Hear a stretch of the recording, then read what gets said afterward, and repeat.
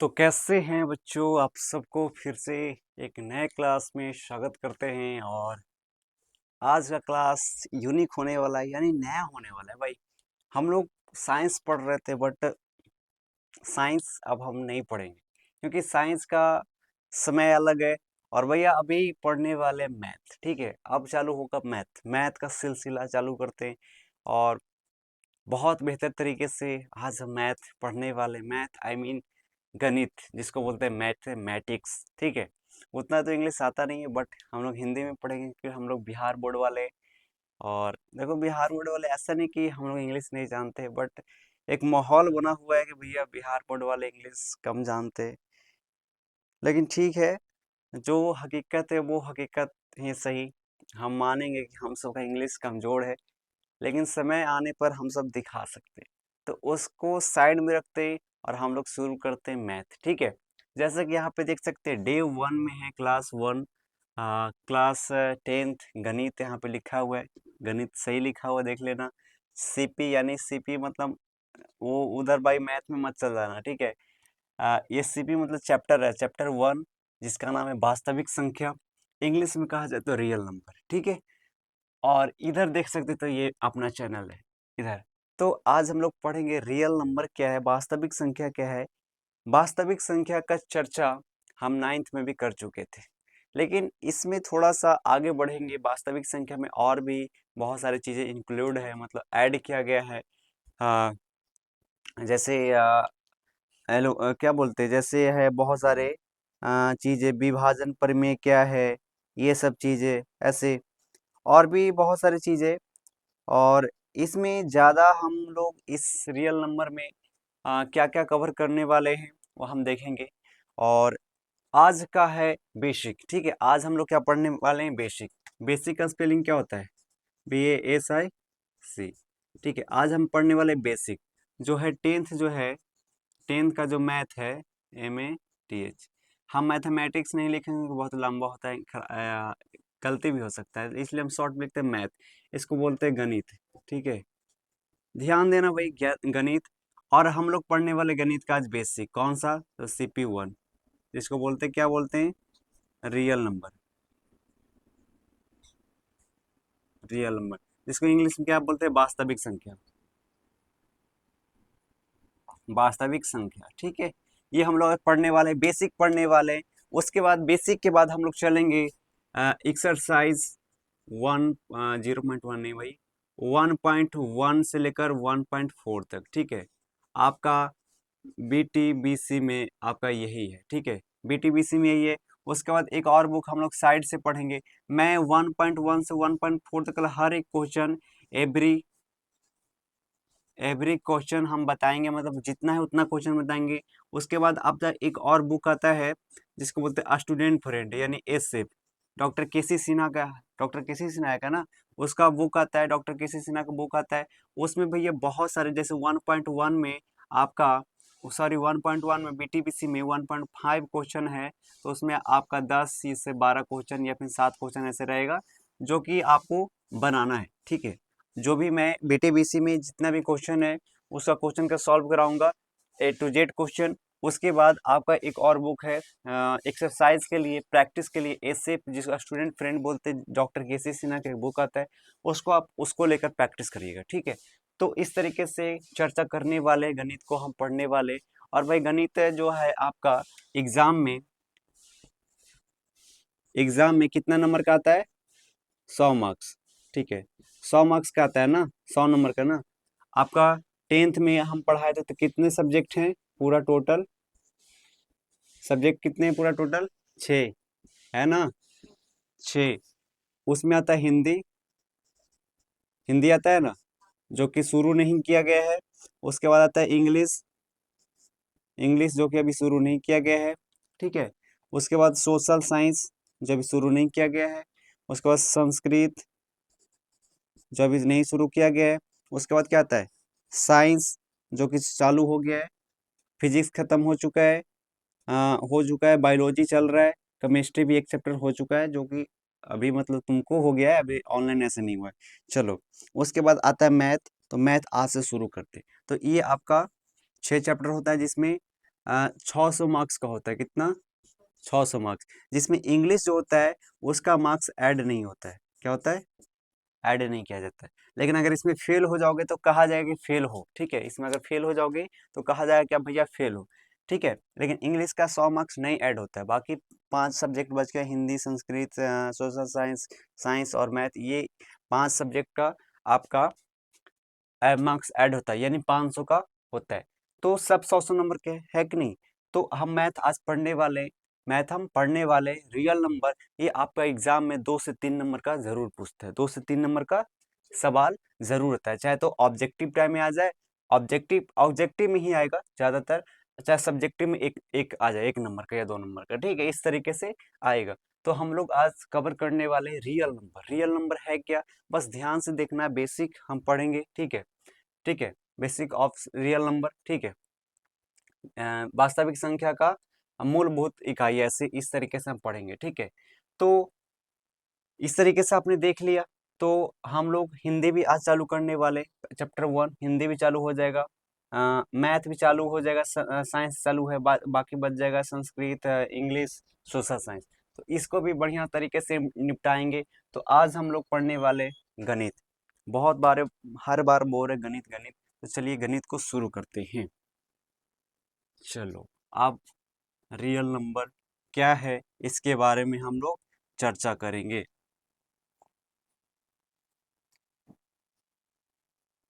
चलिए, तो भैया आप लोग दिल थाम के बैठो, मैथ चालू होने वाला है, जिसको बोलते हैं रियल नंबर, ठीक है। क्योंकि बहुत दिन से इंतजार था कि मैथ पढ़ाओ, तो मैथ पढ़ लो भाई।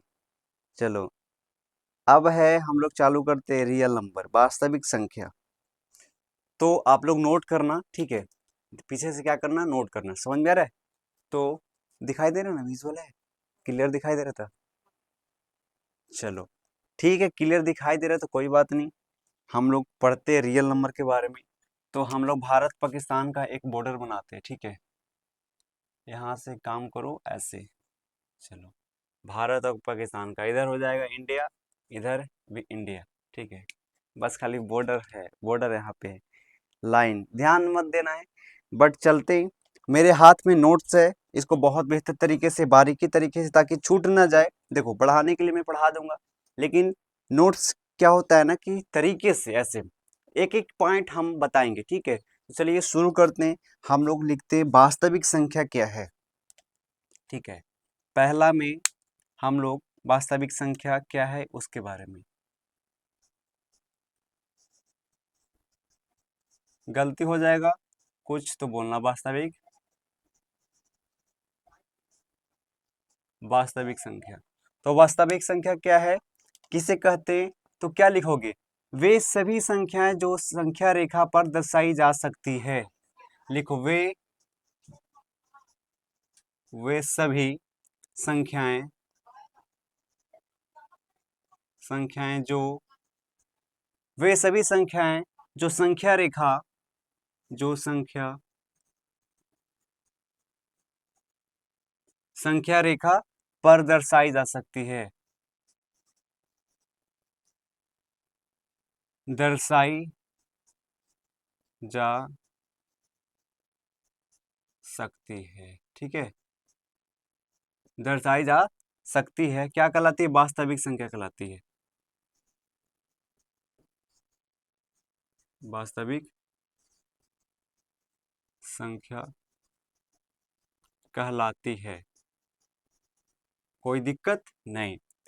उदाहरण में देखेंगे इसका, एग्जाम्पल में, तो क्या हो जाएगा? 2 हो जाएगा वास्तविक संख्या, 5 हो जाएगा, -3, ये सब वास्तविक संख्या है।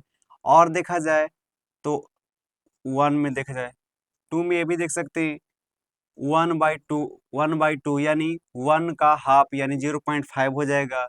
उसके बाद 3, ये सब बट्टा वाला भी क्या हो जाएगा? वास्तविक संख्या। तीसरा में देखेंगे तो ये हो जाएगा √2, √5, ये सब क्या है? वास्तविक संख्या है। उसके बाद 4 में दशमलव में चलेंगे तो 3.15, ये सब 14, ये सब क्या है? वास्तविक संख्याएं है। चलो, बात समझ में आ रही है? वे सभी संख्याएं जो संख्या रेखा पर दर्शाई जा सकती है, वास्तविक संख्या कहलाती है, ठीक है। एग्जाम्पल में 5 -3 -4 -5 -5, समझ में रहा ना, 10 15 ये सब हो सकता है, समझ में रहा है। दो दो 5 और भी आगे बढ़ सकते हैं, ठीक है, 2 5 और भी आगे बढ़ सकते हैं। उसके बाद 1/2 यानी 1/2, ये भी वास्तविक संख्या है। 3/2 4, ये भी क्या है, वास्तविक संख्या है। उसके बाद √2 √5, ये सब क्या है, वास्तविक संख्या है। और भी लिख सकते हैं, इन दशमलव में चलो 3.14 और भी लिख सकते हैं, 2.14, इस तरीके से ऐसे लिख सकते हैं, समझ में आ रहा ना। यानी कि जो लिखा वही है, और भी ऐसे लिख सकते हैं, समझ में रहता है। ये सब क्या है, वास्तविक संख्या है। चलो अब हम पढ़ते हैं वास्तविक संख्या के प्रकार। लिखना फटाफट, वास्तविक संख्या के प्रकार। आप लोग भी फटाफट नोट करते जाना, ठीक है।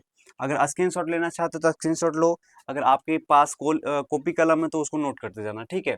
वास्तविक संख्या का प्रकार, उसके बारे में जानेंगे। वास्तविक संख्या कितने प्रकार के होते हैं, तो 2 प्रकार के होते हैं। वास्तविक संख्या कितने प्रकार के होते हैं, कौन कौन, एक परिमेय संख्या, दूसरा अपरिमेय संख्या। पहला परिमेय संख्या, परिमेय परिमेय संख्या, ठीक है। परिमेय संख्या, परिमेय संख्या किसे कहते हैं, बोलो। परिमेय संख्या किसे कहते हैं, जिसका p बटा q पर लिखा जा सके। परिमेय संख्या जो क्या लिख सकते हैं, p बटा q, p बटा q के रूप में लिखा जा सके, रूप में क्या लिख सकते हैं, जो p बटा q के रूप में लिखा जा सके। क्या है, परिमेय संख्या लिखा जा सके जहां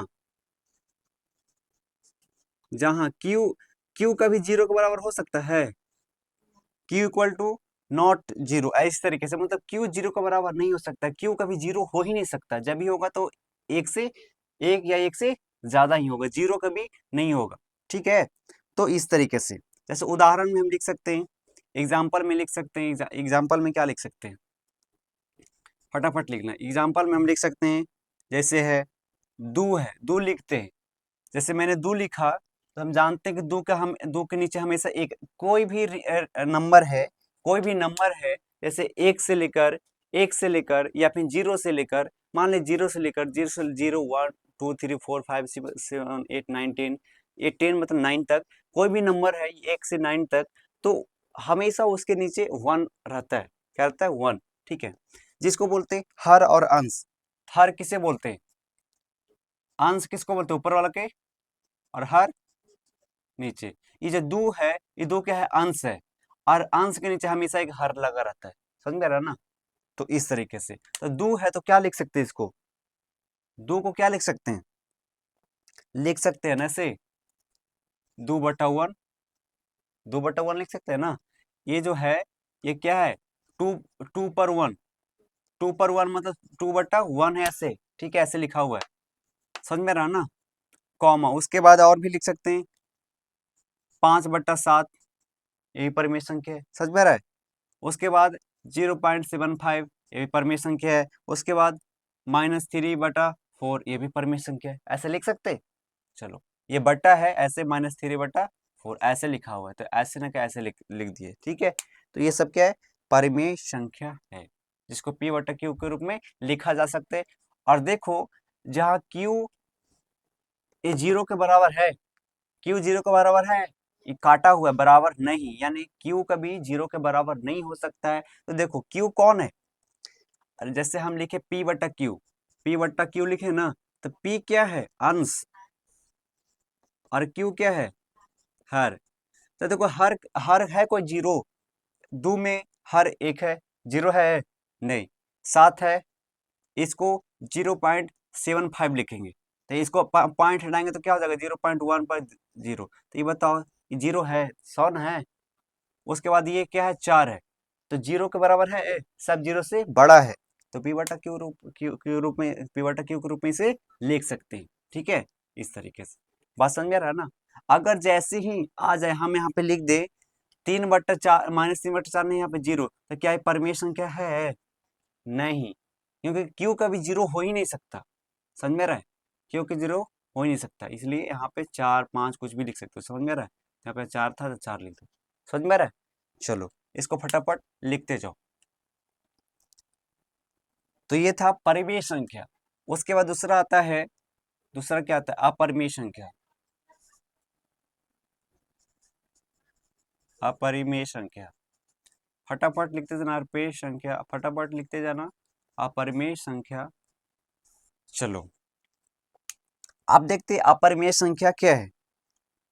अब यहाँ पे है परिमेय संख्या, ध्यान देना, परिमेय संख्या है जो लिखा हुआ, जो p बटा q के रूप में लिखा जा सके उसे क्या बोलते हैं, परिमेय संख्या। तो अपरिमेय क्या हो जाएगा, जो p बटा q के रूप में नहीं लिखा जा सके उसे क्या बोलते हैं, अपरिमेय संख्या। चलो इसके बारे में लिख लो, जो p बटा q के रूप में ना लिखी जाए, ना लिखी जा सके क्या है, अपरिमेय संख्या है।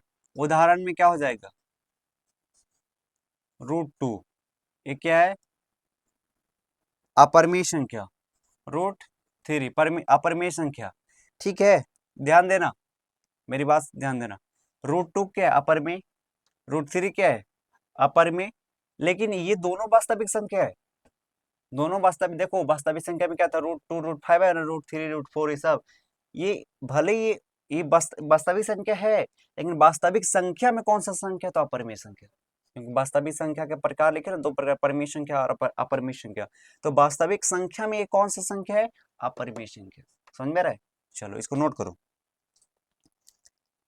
उसके बाद हो जाएगा, ये क्या है, पाई, इसको इसको क्या बोलते हैं, पाई है ना। इसका मान कितना होता है, 22/7 ना। चलो और दशमलव में 3.14, ऐसे ही का कुछ कुछ अलग होता है, हैं?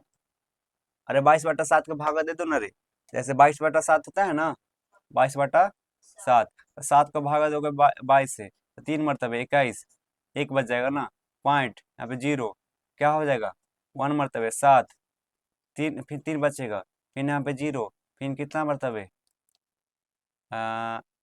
4 मरतबे ना, 28, तो 3.14 ही सुना रहा है ना। इसको और भी काटते जा सकते हैं ऐसे, तो ऐसे। चलो तो अपरिमेय संख्या ऐसे ऐसे लिख ली। चलो उसके बाद हम पढ़ते हैं विभाजन प्रमेय क्या है। विभाजन प्रमेय क्या है इसके बारे में हम जानते हैं। विभाजन प्रमेय कौन सा, तो यूक्लिड का विभाजन प्रमेय। चलो इसके बारे में हम जानते हैं।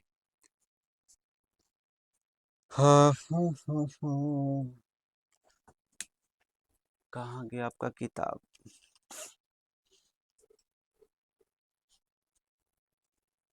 चलो हम लोग पढ़ने वाले हैं अब यूक्लिड विभाजन प्रमेय। विभाजन प्रमेय, इसको ध्यान देना, यूक्लिड विभाजन प्रमेय है क्या, ठीक है। तो यूक्लिड विभाजन प्रमेय कहता है कि यदि a और b दो धनात्मक पूर्णांक हो तो, यदि a और b दो क्या हो, धनात्मक पूर्णांक हो, धनात्मक पूर्णांक हो तो क्या हो जाएगा, हो तो क्या होगा, इसका होता है सूत्र a बराबर BQ प्लस आर, ठीक है, a बराबर BQ प्लस आर, याद रखना, ये सूत्र याद रखना, इसी पे बनेगा। यूक्लिड विभाजन प्रमेय बोलता है कि यदि a और b दो धनात्मक पूर्णांक हो तो क्या हो जाएगा, a बराबर हो जाएगा BQ प्लस आर। अब देखेंगे कि a क्या है, b क्या है, ये सब चीज। अब जहां जहां जो होगा, यहाँ लिख सकते हैं, जहां जीरो है, जहां जो जीरो जो होगा बड़ा और बराबर होगा आर होगा, ध्यान देना, जीरो जो होगा बड़ा का साइन और बराबर आर, ठीक है। उसके बाद बी बताते हैं, चलो उसके बाद इसका उपयोग कहाँ करेंगे? उपयोग, इसका उपयोग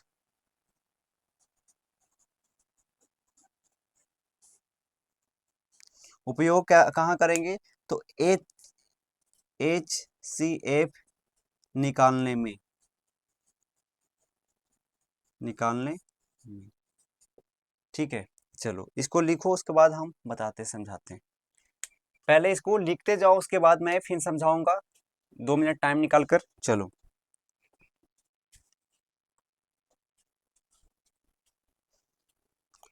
उसके बाद है हम्म, हम्म, हम्म,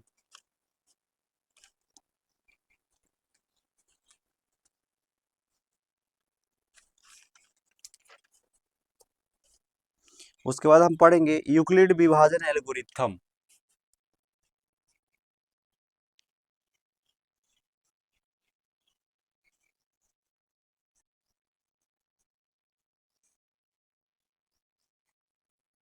एल्गोरिथम,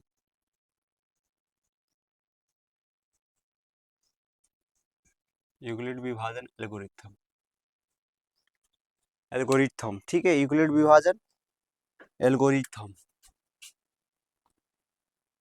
ये क्या कहती है देखना, एचसीएफ निकालने की विधि। ये क्या है? एचसीएफ निकालने की विधि है।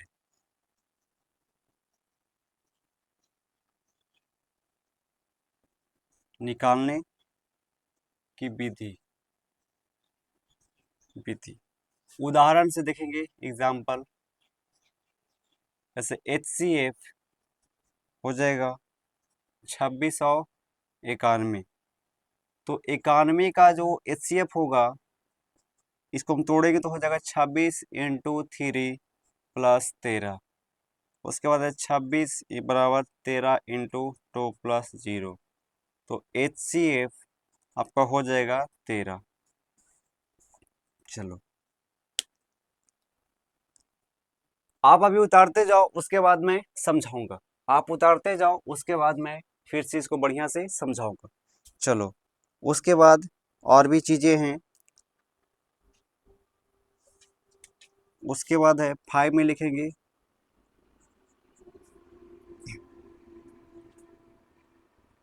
अंक गणित की आधारभूत,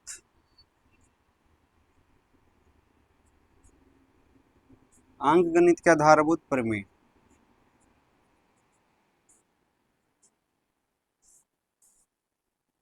चलो ये क्या है, इसके बारे में भी जान लेते हैं। हर संयुक्त संख्या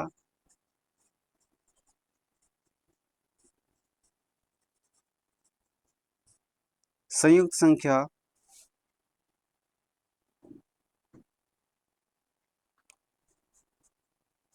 अभाज्य गुणनखंड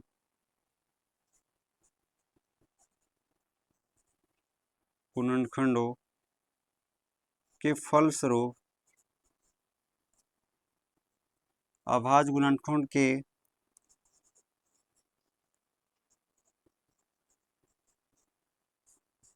गुणनफल के रूप में लिखा जा सकता है, रूप में लिखी जा सकती है, लिखी जा सकती है। चलो उदाहरण देख लेते हैं। जो 24 होता है, मान लीजिए 24, 2 × 2 × 2 × 3।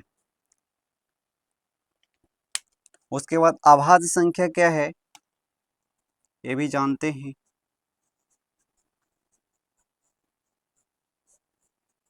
अभाज्य संख्या, अभाज्य संख्या किसे कहते हैं, ये भी जान लेते हैं। लिखेंगे केवल जिसके केवल 2 गुणनखंड हो, जिसके केवल 2 गुणनखंड हो। एग्जाम्पल में, एग्जाम्पल में एक और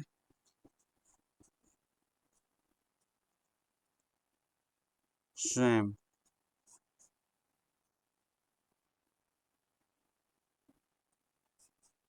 एग्जाम्पल में आपका हो जाएगा जैसे 2, 3, 5, 7। ठीक है, उसके बाद हम लोग देखते हैं HCF और LCM का संबंध। HCF और LCM का संबंध, क्या रिलेशन है, तो इसके बारे में हम जान लेते थोड़ा सा। जो HCF होता है, HCF into LCM equal to दो संख्याओं का गुणनफल, दो संख्याओं का गुणनफल, गुणनफल है।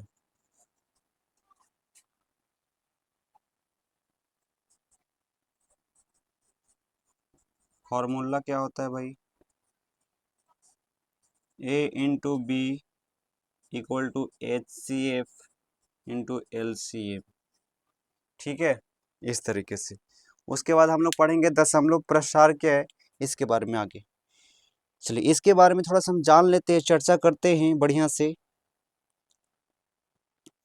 चर्चा कर लेते हैं भाई।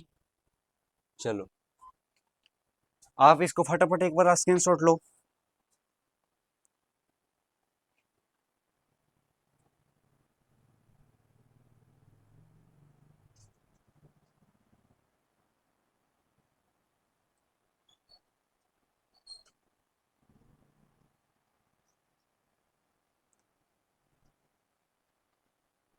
चलो हो गया। चलिए एक बार थोड़ा सा दो लाइन में देख लेते हैं। देखो ये तो मैंने लिखना था लिख दिया भाई, लिखना था लिख दिया। अब देखो नोट से लिखने का फायदा ये होता है कि पूरे बेहतर तरीके से श्रृंखलाबद्ध से हम लिख सकते हैं, तरीके से लिख सकते हैं। ठीक है, चलिए अब देख लेते हैं कि वास्तविक संख्या क्या होता है, थोड़ा सा देख लो। ठीक है, वास्तविक संख्या जिसको बोलते हैं रियल नंबर।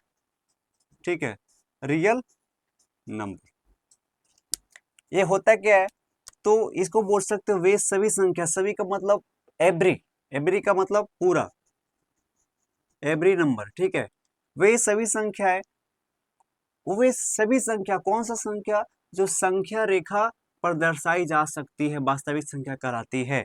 जैसे में 2 हो जाएगा, 5 होगा, -3 होगा, -4 हो जाएगा, -1 अति 1 हो जाएगा, -5 हो जाएगा, 2 के बाद हो जाएगा 3 हो जाएगा, 4 हो जाएगा, 5 होगा, 7 होगा, 8 होगा, 9 10, समझ में आ रहा है ना, ऐसे हो जाएगा।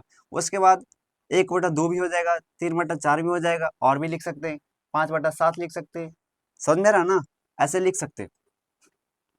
√2, √5, √3, √7, √9, ये सब क्या है, सब वास्तविक संख्या है।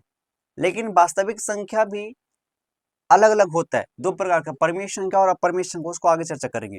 दशमलव में भी लिख सकते हैं, समझ में रहा ना, 3.1, 3.5, 2.1, 2.4, 1.5, ये सब क्या है, वास्तविक संख्या। ये सबको संख्या रेखा पर हम लिख सकते हैं। ठीक है, संख्या रेखा पर लिख सकते हैं, समझ में आ रहा है।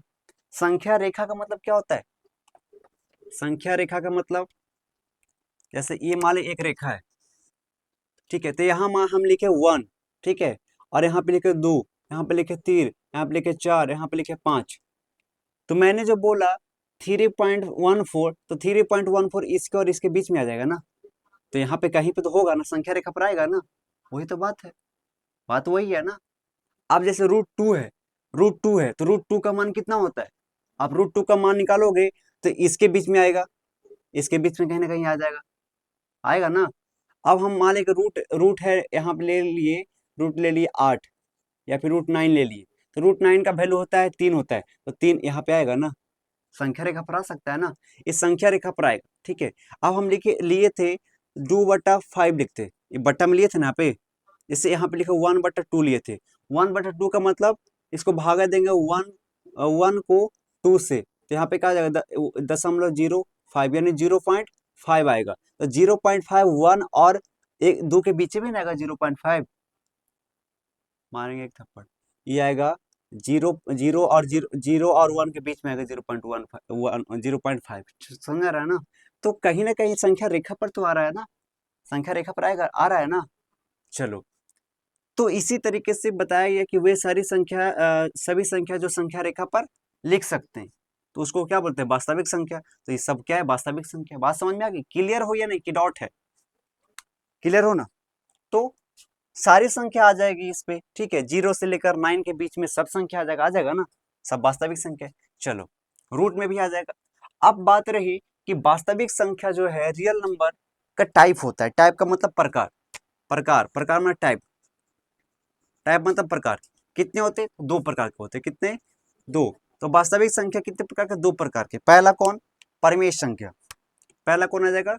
परमेय संख्या। परमेय संख्या को सीधा इसका फंडा है भैया, बोल रहा है कि जो p बटा q के रूप में लिखा जा सके। p बटा q यानी अंश और हर के रूप में, ठीक है। वैसी संख्या जो अंश और हर के रूप में लिखा जा सकता है। p क्या है? अंश है, और q क्या है? हर है। लेकिन ध्यान देना, यहाँ पे बोल रहा है जो अंश है, अंश सॉरी हर जो है कौन? q कभी 0 के बराबर हो ही नहीं सकता।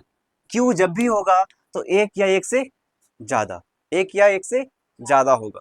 जब तक 1 या 1 से ज्यादा नहीं है तो उसको परिमेय संख्या कह ही नहीं सकते, ठीक है, कहीं नहीं सकते। समझ मेरे बात? चलो, बात समझ में आ गया? हाँ, तो अब देखते एग्जांपल में दू है, इसको हम लिखते हैं दू। तो दू हमेशा, दू के हमेशा नीचे एक रहता है। हर हमेशा, कोई भी संख्या के साथ हर हमेशा रहता है, वो छुपा हुआ रहता है। क्या रहता है? छुपा हुआ। हम लिखे 10, तो 10 तो दिख रहा है, लेकिन एक से हमेशा नीचे एक है। इसको लिखो चाहे मत लिखो, फर्क नहीं पड़ता, ठीक है। 10 है तो 10 रहेगा, इसको एक भी लिख दोगे तो 10 ही रहेगा। समझ में रहा ना? तो एक जो है, एक क्या है? ये हर है। और हर क्या है? क्यू कभी 0 के बराबर हो सकता है? नहीं। ऐसे में लिख दे क्यू बराबर 0, तो ये परमेय संख्या नहीं है, कभी नहीं बराबर होगा। यानी इसको काट देते हैं। बराबर को कैसे करते हैं? इसको काट देते हैं, ठीक है। तो इस तरीके से, तो 2 को हम लिख सकते हैं 2/1, इसको 5/7 है, ठीक है। 5/7 ये क्या है? परमेय संख्या। 0.75 भी परमेय संख्या, -3/4 ही परमेय संख्या। और भी लिख सकते हैं ना। 3/4 ये लिख सकते हैं परमेय संख्या। 10 क्या है? परमेय संख्या। 10/1 परमेय संख्या है। 10/2 परमेय संख्या है। समझ में आ रहा ना? -3/5 परमेय संख्या है। -10/7 परमेय संख्या है। लिख सकते हैं ना? चलो, p बटा q के रूप में लिख सकते हैं परमेय संख्या। चलो, अब चलते, एक और आता है, इसका एक और भाग है, इसका एक और भाई है अपरमेय संख्या। वास्तविक संख्या का 2 टाइप होता है, कौन कौन? परमेय संख्या और अपरमेय संख्या। तो परमेय संख्या देख लिया कि जो p बटा q के रूप में लिखा जा सकता है, जो हर होगा यानी q जो होगा कभी 0 हो ही नहीं सकता, वो परमेय संख्या। उसके बाद आगे देखते अपरमेय क्या है। तो क्या है?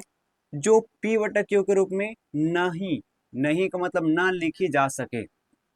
जैसे √2, रूट दो, √3, पाई का मान होता है 22/7। ये सब क्या है? अपरिमेय संख्या है। क्या है? अपरिमेय संख्या है। समझ में आ रहा ना? p बटा q के रूप में नहीं लिखा जा सके, ना लिखा जा सके, उसको क्या बोलते हैं? अपरिमेय संख्या, ठीक है। बात समझ में आ गए? चलो, अब देखते हैं उसके बाद है यूक्लिड। यूक्लिड विभाजन प्रमेय क्या है? इसको ध्यान से देखना। यूक्लिड विभाजन प्रमेय आपका किताब में क्वेश्चन दिया गया है, उसमें यूक्लिड विभाजन प्रमेय क्या ये है कि यदि a और b दो धनात्मक पूर्णांक हो तो क्या होगा? a बराबर हो जाएगा BQ प्लस R, ठीक है। समझ में आ रहा ना? और R जो है, यार जो है, R क्या होगा? ध्यान देना, 0 से बड़ा होगा और बराबर होगा। ये मुंह जो खुला है, एक ये 0 बड़ा है कि R बड़ा है? और जन्य मुंह खुला है वो बड़ा होता है। तो R जब भी होगा 0 से बड़ा होगा, ठीक है। 0 से बड़ा या फिर 0 के बराबर, 0 के बराबर या फिर 0 से बड़ा होगा। और उसके बाद ये जो B है, B R से बड़ा होगा। B जो होगा R से बड़ा होगा। बात समझ में आ रहा है ना? B जो होगा R से बड़ा होगा। समझ में आ रहा है? बात समझ में आया? बी जो होगा आर से बड़ा होगा। समझ में आ रहा है? चलो, ये जब हम बताएंगे, जब क्वेश्चन लगाएंगे, तब ये फार्मूला आएगा। ऐसे ये फार्मूला आएगा, ए बराबर बी क्यू प्लस आर। ये फार्मूला जब आएगा, ठीक है। और इसका उपयोग होता कहाँ है? बी, ए बराबर बी क्यू प्लस आर, इसका उपयोग कहाँ होता है? तो यहाँ पे लिखा हुआ है HCF निकालने में। HCF निकालने में, ठीक है। HCF का full form highest common factor, ठीक है, हाईएस्ट कॉमन फैक्टर। इसको HCF निकालने में इसका उपयोग किया जाता है। समझ में आ रहा है ना? यही है यूक्लिड विभाजन प्रमेय। जैसे दिल रहेगा कि 220 और एक और रहेगा 110, बोलेगा यूक्लिड विभाजन प्रमेय द्वारा इसका HCF निकाले। क्या पूछेगा? यूक्लिड विभाजन प्रमेय द्वारा यानी प्रयोग द्वारा यानी प्रमेय द्वारा क्या निकाले? HCF निकाले। तो क्या निकालोगे? HCF पहले कैसे निकालते थे? ऐसे 220 के अलग अलग कर देते थे, 110 को अलग अलग करते थे, और उसके बाद कॉमन लेते थे ना। लेकिन ऐसे नहीं करना, भागा देना इसमें ऐसे। ये जो छोटा होता है उसको क्या मानते हैं? जो छोटा उसको क्या मानते हैं? जिसको, अरे ए बी, यदि ए और बी दो धनात्मक पूर्णांक हो, तो ये दोनों में से किसको ए मानेंगे? ए किसको मानोगे? हैं? जो छोटा होगा और बी जो बड़ा होगा। समझ में आ रहा है ना? जो छोटा होगा उसको ए मानेंगे और जो बड़ा होगा उसको बी मानेंगे। थोड़ा सा हम भी देख लेते भाई, कंफ्यूजन तो नहीं है ना कि मैं सही सही बोल रहा हूँ? देख लेते, 1 मिनट 1 मिनट 1 मिनट, कोई दिक्कत वाली बात नहीं। कंफ्यूजन वाला हो सकता है बात, लेकिन मैं भी सतर्क हो जाता हूँ। सतर्क होना जरूरी है। तुम आ जाओ, देख लेते हैं कंफ्यूजन तो नहीं है। कंफ्यूजन ही कंफ्यूजन है, सॉल्यूशन मिला नहीं। अच्छा अच्छा अच्छा, हाँ। देखो, हमारे पास भी कंफ्यूजन था, मैंने दूर कर दिया। हमको लग रहा था, इसलिए हमने देखा।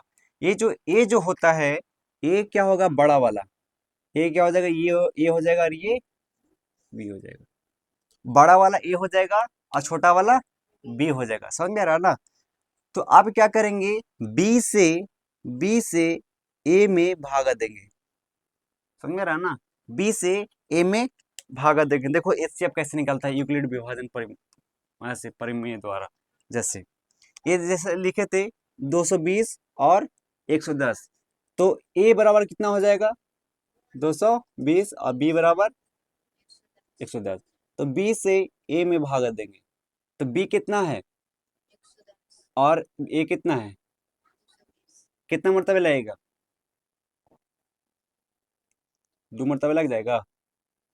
नहीं लग जाएगा? लग जाएगा ना? कट गया ना? कट गया ना? तो ये क्या हो जाएगा? एच सी एफ कितना आएगा? 110। ये तो दम आसानी से कट गया, तो आराम से HCF निकल गया। HCF निकल गया। लेकिन अगर नहीं कटता, हम यहाँ पे लिख दे, कितना लिख दे? ऐसे 40 लिख दे। कितना? तो 2 मरतबे लगता, तो यहाँ कितना बच जाता? 20 बचता ना? 20 बचता तो फिर क्या हो जाएगा? ये वाला यहाँ आ जाता, ये वाला यहाँ आ जाता 110। समझ में आ रहा है? समझ में आ रहा है? चलो, उसके बाद फिर हम 20 से लगाते, तो 20 से लगाते तो कितना मरतबे लगता? 20 25 100, 20 25 100 यानी 5 मरतबे। 20 25 100, तो यहाँ बच जाता 10। नहीं कटा, फिर ये 20 यहाँ आ जाएगा। समझ में आ रहा है ना? अब 2 मरतबे लग जाएगा ना 20। तो HCF कितना है? HCF नजदीक वाला, ये HCF आ गया 10। यही है यूक्लिड विभाजन, क्या था? यूक्लिड विभाजन प्रमेय। इसी को बोलते हैं HCF निकालना। समझ में आ रहा है ना? तो इसी तरीके से निकलेगा। बात समझ में आ रहा है? इसी तरीके से निकलेगा। अब बताओ कि पूछोगे सर ये फॉर्मूला कैसे लगाएंगे? फॉर्मूला कैसे लगाएंगे देखना, बस ध्यान से देखना फॉर्मूला कैसे लगा। HCF कितना आया? ध्यान देना, HCF कितना आया? 10 आया ना? फॉर्मूला क्या है? ए बराबर बी क्यू प्लस आर। समझ में आ रहा है ना? ये है। ए कितना था? ए कितना था? 220 बराबर 220 बराबर, हाँ 240 था ना, चलो 240। 240 को कैसे लिखेंगे तो आ जाएगा? 240 को बी कितना है, कितना है?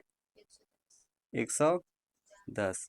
और ये क्यू क्या है, गुना में है, क्यू क्या है, गुना में। तो क्यू कितना आया, 2 प्लस आर, आर, ठीक है, समझ में रहा ना?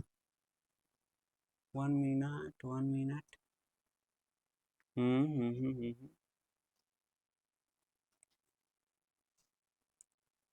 Just wait, wait wait wait. हाँ इतना तो आना चाहिए, शेष नहीं आया।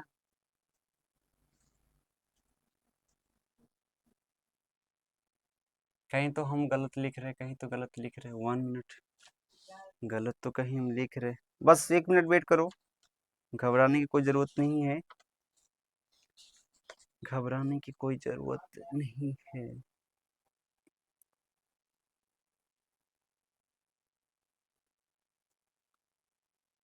हम्म, हम्म, हम्म, हम्म, 240 था, उसके बाद 110 था, तो कितना आया, 10 आया। तो 10 आने के बाद जो होगा, हम्म,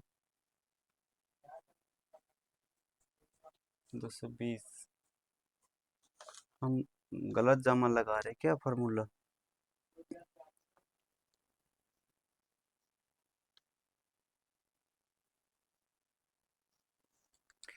हमें तो लूट लिया।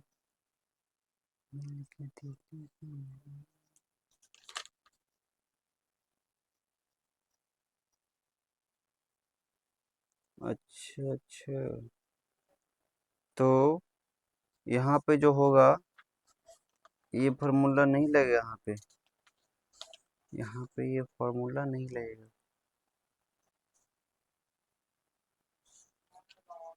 सही में बनाया क्या? यहाँ से अगर 110 से 2 मरतबे लगाएंगे तो कितना आ जाएगा, 220, ठीक है, 220 आएगा ना। 220 काटेंगे तो फिर 20 आएगा, उसके बाद 110, यहाँ पे 5 मरतबे 100, उसके बाद यहाँ 10, 10 से फिर यहाँ 20, 20 2 मरतबे, इतना कट जाएगा। तो यहाँ पे तो आना चाहिए आपका, यहाँ पे 220 था, 240 था, तो 210 यहाँ पे बी आया, और क्यू यहाँ से 2 मरतबे, तो आ जाएगा यहाँ पे 220, और प्लस में 20, और कहाँ गया 20, शेष तो बच नहीं रहे, शेष तो बच नहीं रहे। हाँ तो, हाँ 1 मिनट, सही है सही है, सही सही सही सही सही सही। तो यहाँ पे, लेकिन यहाँ पे कैसे हो जाएगा, शेष तो बचना चाहिए, कहीं पे तो गड़बड़ हो रहा है, कहीं पे तो गड़बड़ हो रहा है। जैसे यहाँ पे, जैसे अगर मान ली जाए कि यहाँ पे था, यहाँ पे मान ली कि 220 लिखते हैं, ध्यान देना, कुछ तो है, चलो देखो, यहाँ पे है 220, ठीक है, 220 है, उसके बाद 20 से भागा दिए 110, तो यहाँ पे 2 मरतबे लग जाएगा, 220 कट गया। तो यहाँ पे जो आएगा, यहाँ पे बी कितना आया, 110, क्यू कितना 2, अशेष कुछ नहीं बचा था 0। तब इसको जब जब इतना गुना करेंगे तो इतना आना चाहिए, तो 110 इंटू 2 करेंगे तो कितना आएगा, 220, और प्लस 0, तो इतने ना आएगा, 220 से ना आएगा, तो ये आ गया ना 220, 220 आ जाएगा। लेकिन यहाँ पे 240 था, उसको भी देख लेते, थोड़ा सा कहीं पे मिस्टेक हो रहा है, मैथ ऐसा चीज़ है ना कि थोड़ा थोड़ा सा अगर मिस्टेक होगा तो वो फंस जाएगा। यहाँ पे 240 था, और यहाँ पे आपका 110 था, तो 110 भागा 240 में करेंगे तो कितना मरतबे आएगा, कितना मरतबे, 2 मरतबे, 220, हाँ सही तो है 20। हाँ देखो, ये आया, ये आया, तो क्या हम कह सकते कि ये जो अभी पूरा एचसीएफ पूरा बना नहीं है, लेकिन इस फार्मूला पे बैठा सकते हैं कि ए बराबर जो होगा आपका कितना होगा, ध्यान देना, बी क्यू प्लस आर। तो ए कितना है 240, हमने पूरा बना रहा था इसलिए नहीं आया, ठीक है, इतना तक करेंगे तब आएगा। तो ये जो है ए 240 है, बी कितना है 110, क्यू कितना आया इंटू 2, अब प्लस आर कितना आया शेष 20। तो इसको जब ऐड करेंगे, गुना करेंगे, यानी 110 को 2 से गुना करेंगे तो कितना आएगा 220 और प्लस 20 आ जाएगा ना 240 आ जाएगा। उसके बाद अब ध्यान देना, इसके बाद इतना तो आ गया, फिर जब इसको करेंगे, ध्यान देना, जब इसको करेंगे 110 से, ध्यान देना, इतना तो आ गया। ये जो फॉर्मूला है ए बराबर बी क्यू प्लस आर सिर्फ इतना के लिए होगा, इतना के लिए होगा। जब इसके बाद फिर लगाएंगे, यहाँ से 110 आ जाएगा, तो यहाँ कितना मरतबे 5 मरतबे 100 लगेगा ना, तो कितना आ जाएगा 10 आएगा। तो अब इस पे अलग लगेगा, ठीक है। अब तो ये तो हमने किया तो आ गया। अब इस पर करके देखते हैं, ए बराबर बी क्यू प्लस आर। अब ए कितना है, अब इसमें देखो, यहां से अब ए कितना है 110 है ना, ए 110 है ना, बी कितना है 20 और क्यू कितना है 5 प्लस आर कितना शेष कितना है 10। तो इतना गुना करके जोड़ने के बाद इतना आना चाहिए, तो 20 पचे 100 और प्लस 10 आ गया ना 110। ये अलग अलग के लिए फॉर्मूला होता है, समझ रहा है ना। चलो उसके बाद फिर बैठा के देखो आता है कि नहीं। उसके बाद आगे बढ़ाओ, फिर यहाँ 10 आया तो यहाँ पे 20 लाओ, आ जाएगा 2 मरतबे कट गया। तो अब बताओ ए बराबर बी क्यू प्लस आर, तो ए कितना है 20, बी कितना है 10, क्यू कितना है 2, शेष कितना है 0। तो आ जाएगा ना 10 दिन 20 आ गया ना, समझ में रहा ना। इसे अलग अलग लिए था, ठीक है। इसका एक उपयोग और भी है, ये जो है अब थोड़ा सा कंफ्यूज हो गए थे, ए बराबर बी क्यू प्लस आर, इसका एक उपयोग और भी है, और भी चीजों में ऐसा लगता है, उसको हम आगे बताएंगे। बात समझ में आ रहा है। चलो इतना आपने समझा, उपयोग एचसीएफ निकालने में होता है यूक्लिड विभाजन प्रमेय का, ठीक है। उसके बाद आगे चलते हैं, यूक्लिड विभाजन एल्गोरिथम क्या है। यूक्लिड विभाजन एल्गोरिथम, यूक्लिड विभाजन एल्गोरिथम, ठीक है। इसको देखेंगे ध्यान से, एचसीएफ निकालने की विधि है। ये जो है यूक्लिड विभाजन एल्गोरिथम जो है क्या, एचसीएफ निकालने की विधि, ये जो निकाल रहे हैं ये क्या है, यूक्लिड विभाजन एल्गोरिथम है। एचसीएफ निकालने की विधि, एचसीएफ निकल रहा है ना, हाईएस्ट कॉमन फैक्टर, जो सब में कॉमन हो, सबसे ज्यादा कॉमन हो, ठीक है, वही समझ में वो निकल रहा है। तो एचसीएफ निकालने का विधि है। एक और निकाल देते हैं ऐसे, 110 को अलग से निकाले, 240 को अलग से निकाले, और फिर दोनों को मैच करते थे, जो दोनों में मिल जाता था उसको कॉमन कर गुना करके लिख देते थे, ठीक है, ऐसे करते थे ना, याद है ना। तो अब देखिए एचसीएफ निकालने की विधि है, जैसे में ये कितना है एचसीएफ दिया हुआ है 26 और 91, समझ में आ रहा है, 26 और 91। तो 91 के पहले निकालते थे, 91 कैसे, 91 के निकालते थे कि ऐसे करते थे। 91 कितना मरतबे लगेगा बोलो, 91 कितना मरतबे लगेगा, 91 कुछ कोई पहाड़ा में आता है 91, नहीं नहीं आता है, नहीं सही में नहीं आता है। अच्छा 26 आता है ना। तो ऐसे दिक्कत होता था, पहाड़ा में नहीं आ रहा है, बहुत दिक्कत है, तो इसको डायरेक्ट कैसे निकालते हैं, ऐसे निकालते हैं। हम जानते हैं कि ए ऐसे ऐसे लिखते हैं, बी से बड़ा है ए, तो ए बराबर कितना हो जाएगा, अरे इन दोनों में क्या है, बड़ा कौन है 91 ना, तो ए 91 हो जाएगा, बी कितना हो जाएगा 26। हम जानते हैं कि बी से ए में भागा देते हैं ना, तो हम क्या करेंगे 26 भागा 91, कितना मरतबे लगेगा 26 से 3 मरतबे, 26 तिया गुना करो ना, 6 तिया 18 के 8 हाथ में रहा एक, और 3 दूनी 6 6 1 7, इतना ही ना। उसके बाद इसको हम करेंगे तो कितना जाएगा, 5 11, 11 में से 3 गया 8 गया, 3 आ जाएगा, इसमें बच गया 8 13 बच जाएगा ना।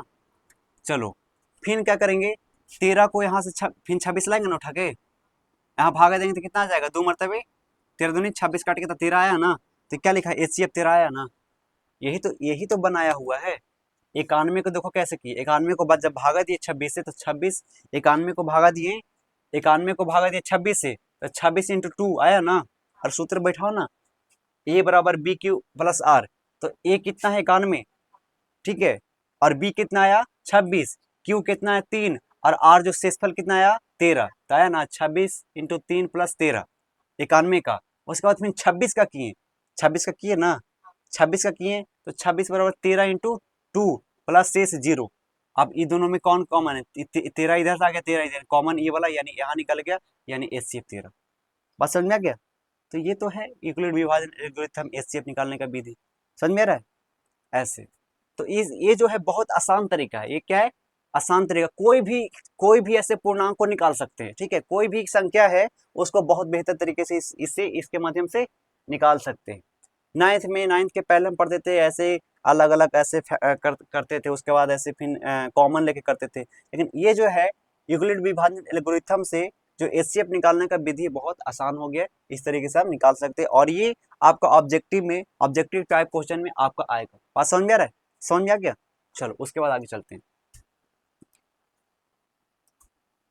ये फॉर्मूला कैसे बैठा जो समझ में आया ना, ए बराबर बी क्यू प्लस आर, समझ में आ रहा है। चलो तो ए क्या है 26, बी क्या है 13, और क्यू क्या है ये जो आया। अच्छा इसको बोलते क्या बोलते हैं, भाज भागफल, ये सब समझ में आता है ना। ये बताओ ये क्या है, 26 क्या है भाज्य, ये क्या है मानेंगे भागफल जो आता है, भागफल आया, ये भागफल, उसके बाद ये भाजक, ये क्या है भाज्य, शेष जो आया नीचे 13, ये समझ में रहा ना इस तरीके से। चलो वही बात हुई, चलो वो सब याद होगा। आगे चलते हैं, आगे है तो अंक गणित की आधारभूत परिमेय, ठीक है। अंक गणित के आधारभूत परिमेय मतलब कि बेसिक परिमेय क्या होता है इसके बारे में जानते हैं। हर संयुक्त संख्या अभाज्य गुणनखंडों के गुणनफल के रूप में लिखी जा सकती है। हर संयुक्त संख्या अभाज्य गुणनखंडों के गुणनफल के रूप में लिखी जा सकती है। जैसे में 24, तो 24 को क्या लिख सकते हैं, जो सबसे तोड़ दो एकदम सबसे छोटा में, तो 2 के अलावा और कोई छोटा हो सकता है संख्या नहीं, एक है तो एक वो अलग चीज है। तो 2 इंटू 2, 2 दूनी 4, 4 दूनी 8, 8 तिहाई 24, टूट गया ना। यानी हर संयुक्त संख्या अभाज्य गुणनखंड के गुणनफल के रूप में लिखा जा सकता है। ये सब क्या है, क्या अभाज्य, अभाज्य का मतलब इससे ज्यादा टूट नहीं सकता, ज्यादा समझ में रहा ना, इससे ज्यादा कम टूट नहीं सकता, समझ में रहा है। ये है अभाज्य गुणनखंड के गुणनफल के रूप में लिखी जा सकती है। मतलब इसे 24 को ऐसे लिख सकते हैं, 50 को भी लिख सकते हैं। मान ली 50 है तो 50 को क्या लिख सकते हैं, अरे 50 को करो ना, 50 को भागा दो, तो सबसे 2 से लगाते 25, फिर 2 से लगेगा, अब 2 से लगेगा नहीं करेगा, 3 से भी नहीं लेगा, 5 से लगेगा, 5 मरतबे कट गया ना, 2 इंटू 5 इंटू 5। यानी इससे जो छोटा अब हो ही नहीं सकता, इससे छोटा अब हो ही नहीं सकता है। 2 पचे 10, 10 पचे 10 पचे 50, तो 50 है ना, इससे ज्यादा छोटा हम तोड़ ही नहीं सकते, बस समझ में आ रहा है ना। तो ये है आभाज्य गुणनखंडों के गुणनफल के रूप में ऐसे लिख सकते हैं। आभाज्य गुणनखंड जो है इसको इस तरह से गुणनफल के रूप में, गुणनफल मतलब गुणा के टाइप का ऐसे करके लिख सकते हैं, इससे ज्यादा छोटा हो ही नहीं सकता है। तो ये बेसिक है, यानी अंकगणित का आधारभूत परिमेय, ठीक है, इससे ज्यादा हो ही नहीं सकता है, समझ में आ रहा है। चलो उसके बाद है अभाज्य संख्या क्या है। अभाज्य यहाँ पे आया ना, अभाज्य, अभाज्य का मतलब होता है कि जो खुद से एक और खुद से कट सके। जैसे 2 एक से कटेगा और 2 से कटेगा, और किसी से कट सकता है, नहीं कट सकता है। तो अभाज्य संख्या क्या है इसके बारे में जानो। अभाज्य संख्या जिसके केवल 2 गुणनखंड हो, जिसके केवल 2 गुणनखंड हो, जैसे एक और स्वयं। जैसे हम मान लीजिए कि जो हम लिखे 3, तो 3 1 गुना 1 क्या आ जाएगा,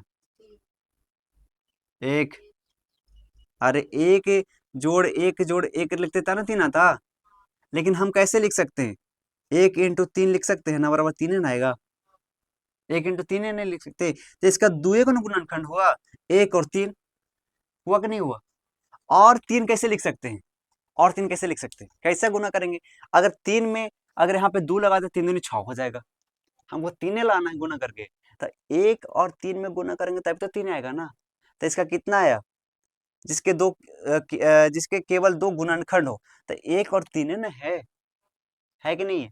लेकिन अगर हम यही उदाहरण बोले कि बताओ चार के कितने गुणनखंड है, चार के कितने गुणनखंड है, तो 1 × 4 भी लिख सकते हैं ना, 2 × 2 भी लिख सकते हैं, और क्या लिख सकते हैं, अ,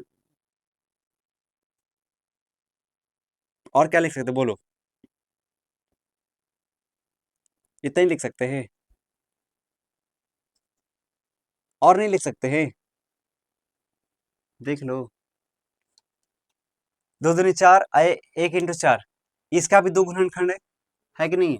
लेकिन हम कहें कि 10, 10 को कैसे लिख सकते हैं, 1 × लिख सकते हैं, 10 हो जाएगा। उसके बाद 2 × 10 हो सकता है, फिर 5 × 2 भी लिख सकते हैं ना, नहीं लिख सकते हैं, तो इसका तो 3 हो गया कि नहीं होगा।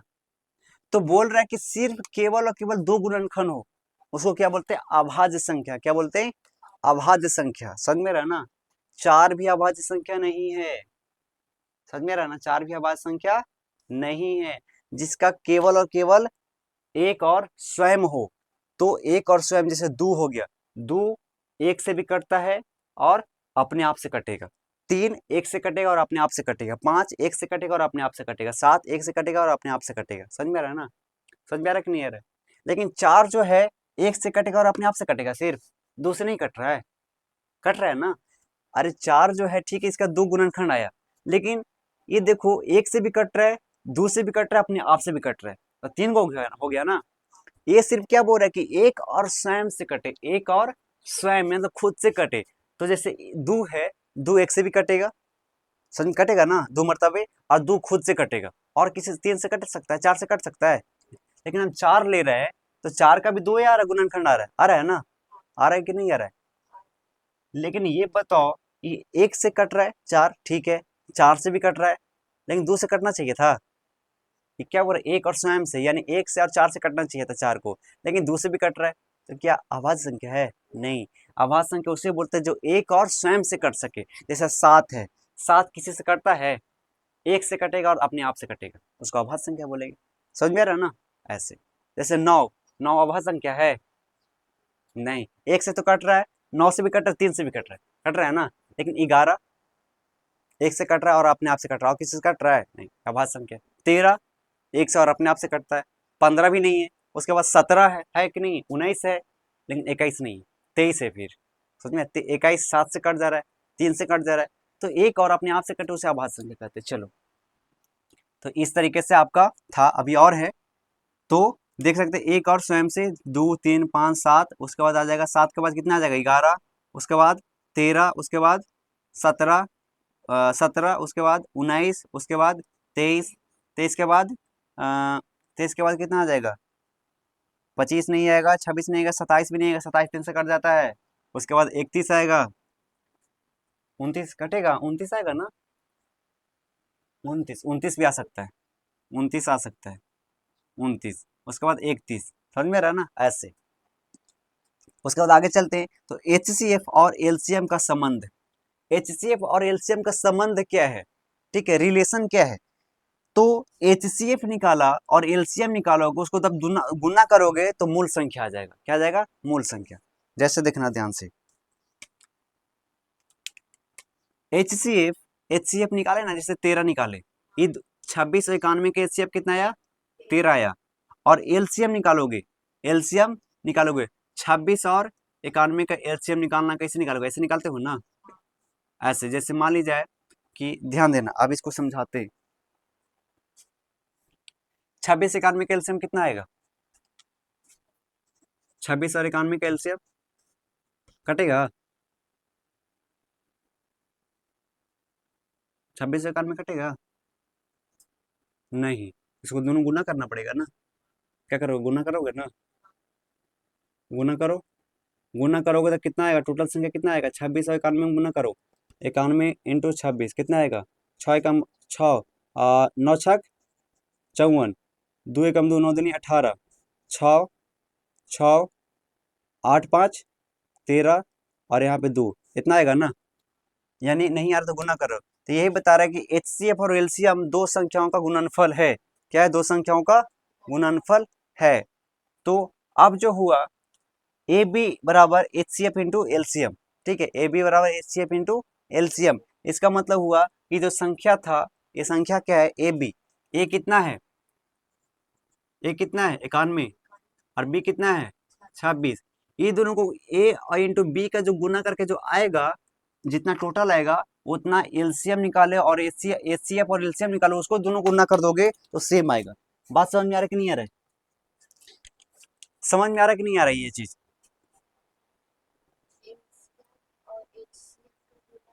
हम्म। जैसे कहने का मतलब हुआ कि जैसे कोई संख्या दिया रहेगा ए और बी, उसको जैसे अभी मैंने गुना किया ना, जितना आया आया ना, तो अब समझना, अब ये समझना कि आप एचसीएफ निकालोगे, दोनों में से एचसीएफ निकालोगे और दोनों के एलसीएम निकालोगे, और जब दोनों को गुना करोगे तो इतना ही आएगा। क्या आएगा? इतना ही आएगा। तो लिखा हुआ है ए इंटू बी बराबर एचसीएफ इंटू एलसीएम। समझ में आ रहा ना? ये दोनों बराबर आएगा, ये दोनों को गुना करो चाहे ये दोनों संख्या गुना करो, दोनों के सेम रिजल्ट आएगा। समझ में आ रहा है ना? ये क्या है, दोनों का संबंध है। बात समझ में आ रहा है? तो इस तरीके से आपका ये यहाँ तक हुआ। उसके बाद अभी और है, इसको फटाफट क्या करते हैं, मिटाते हैं। बात समझ में आएगा? टोटल कहीं पे डॉट नहीं, डॉट अगर होता है तो कमेंट करके आप लोग बता सकते हो कि हाँ यहाँ पे नहीं समझ में आया, इसको हम फिर से कोशिश करेंगे समझाने के लिए। चलो इसको फटाफट हम मिटाते हैं, उसके बाद आगे हम पढ़ते हैं।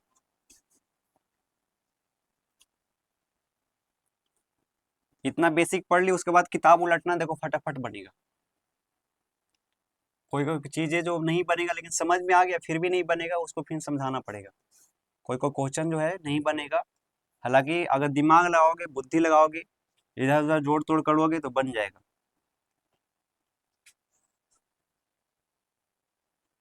चलो और क्या क्या बच गया, क्या बच गया भैया? हाँ, आप पढ़ लेते दशमलव प्रसार क्या है।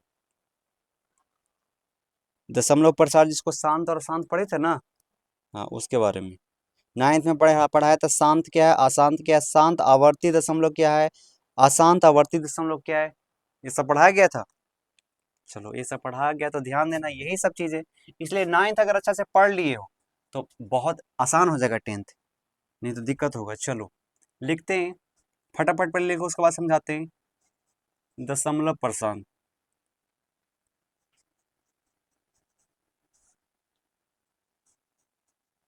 दशमलव प्रसार ये क्या होता है इसके बारे में जान लेते हैं। दशमलव प्रसार जो होता है दो प्रकार का होता है। पहला शांत दशमलव,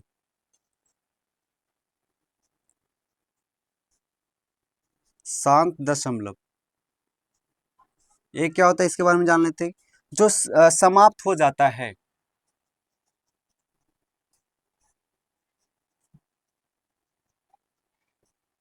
समाप्त का मतलब खत्म हो जाता है। उदाहरण 1/2, इसको हम करेंगे तो 0.5 से खत्म हो जाएगा। उसके बाद दूसरा में है अशांत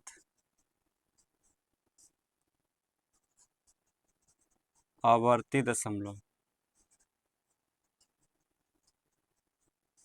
ये क्या होता है इसके बारे में जान लेते हैं। बार बार दोहराता है,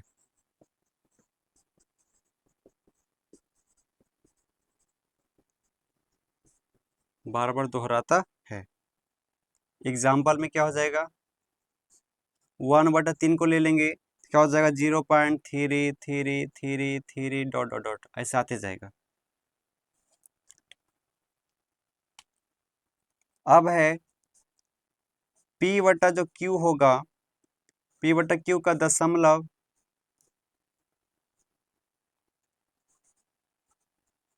दशमलव शांत कब होगा।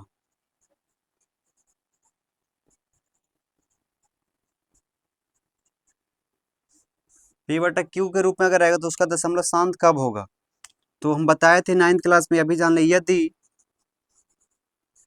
यदि Q जो है सरल रूप में, सरल रूप में, यानी क्यू के गुणनखंड, ध्यान देना, यदि क्यू के गुणनखंड केवल 2 या 5 हो, उदाहरण एग्जाम्पल में 1/8 शांत, दूसरा 1/7 अशांत आवर्ती। चलो,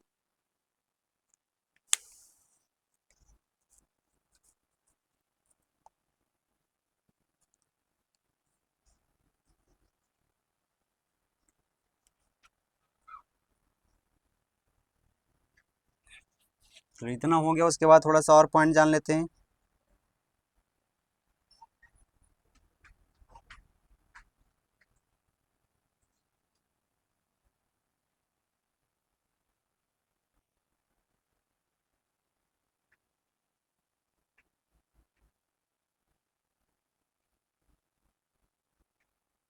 चलो, यहाँ पे लिख दे रहे हैं आपको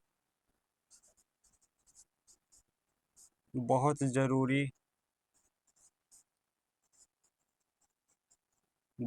फैक्ट्स, ठीक है।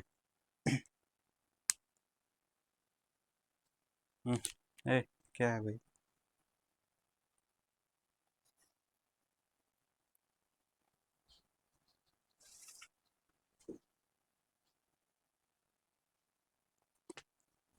पहला में लिख लेना, पहला पॉइंट, दो एकमात्र, जो है एकमात्र क्या है, इवन प्राइम नंबर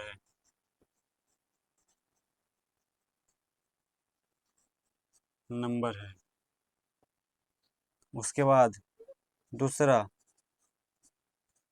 हर परिमेय संख्या वास्तविक संख्या है। हर परिमेय संख्या वास्तविक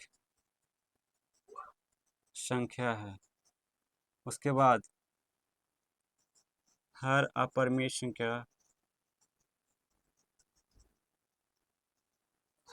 हर अपरिमेय संख्या वास्तविक संख्या है। उसके बाद फिर है रूट पाई अपरिमेय संख्या है।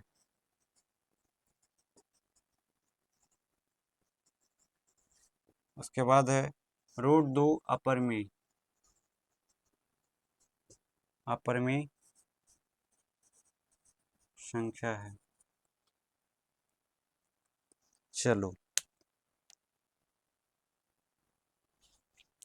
हो गया। उसके बाद थोड़ा सा और जान लेंगे।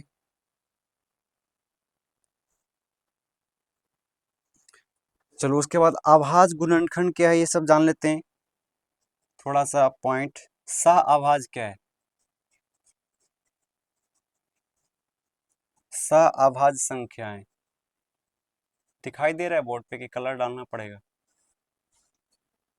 ठीक है, सह अभाज्य संख्याएं क्या है? तो हम लिख सकते हैं जिसे दो संख्याओं का HCF एक हो। जिन दो संख्याओं का HCF एक हो, ठीक है। एग्जाम्पल में 8 और 15। उसके बाद है अभाज्य गुणनखंड।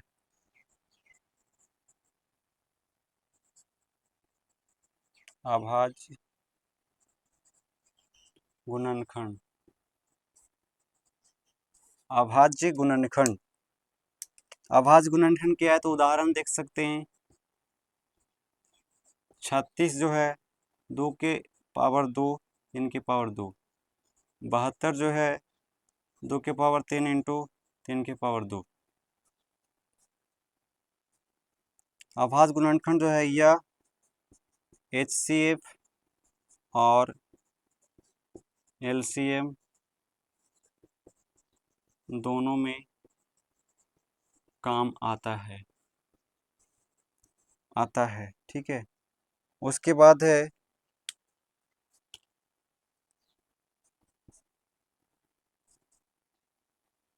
HCF निकालने की विधि, निकालने के दो तरीके।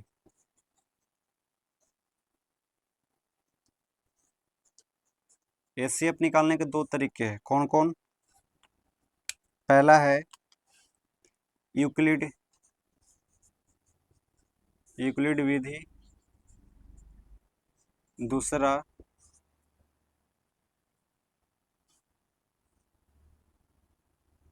हो जाएगा आपका प्राइम फ्रैक्शन विधि। दूसरा यहाँ पे लिख लो।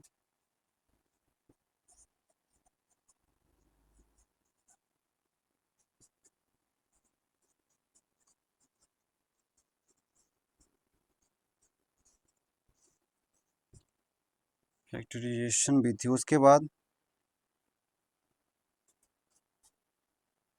एलसीएम निकालने की विधि। एलसीएम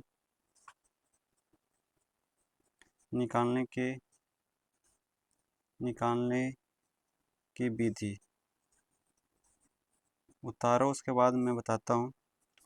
इसका सिर्फ एक ही है, कौन कौन है? एक ही है, प्राइम फैक्टराइजेशन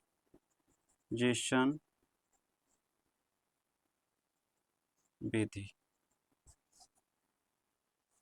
उदाहरण देख सकते हैं। 12 बराबर 2 की पावर 2 इंटू 3। दूसरा 18 2 इंटू 3।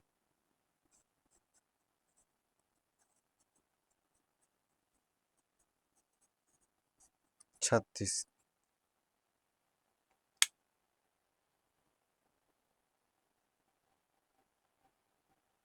चलो हो गया। चलो इसको फटाफट लिखो, फटाफट लिखो, जल्दी जल्दी।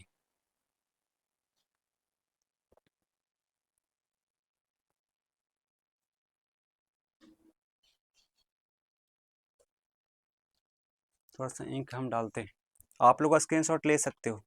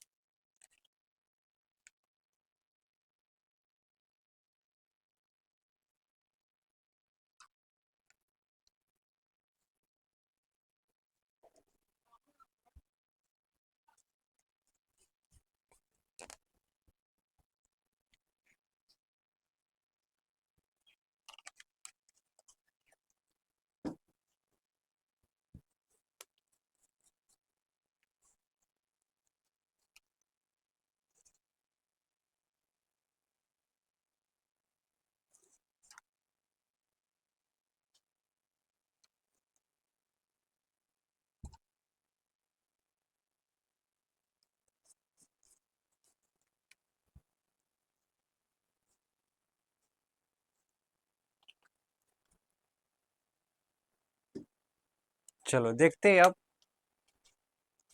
देखते दशमलव प्रसार क्या है। दशमलव प्रसार क्या है? तो दशमलव प्रसार जो होता है दो प्रकार का होता है। पहला शांत दशमलव। शांत दशमलव मतलब जो शांत रहता है, मतलब जो समाप्त हो जाता है, तुरंत समाप्त हो जाता है। जैसे में 1 पॉइंट, जैसे 1 को 1/2 यानी 2 से भागा देंगे 1 के, तो कितना आएगा? 1.5, 0.5 मरतबे कट जाएगा 10, यानी तुरंत खत्म हो गया ना। जो कट जाए पूरा पूरा तुरंत जाके कट जाए, उसको क्या बोलते हैं? शांत दशमलव। ठीक है। और उसके बाद आता है अशांत अशांत आवर्ती दशमलव। आवर्ती का मतलब लगातार आ रहा है। जैसे 1/3, हम 3 को भागा देंगे 1 से, सॉरी 3 से भागा देंगे 1 को, जीरो जीरो पॉइंट, यहाँ पे पॉइंट आएगा तो जीरो, यहाँ पे आया कितना मरतबे?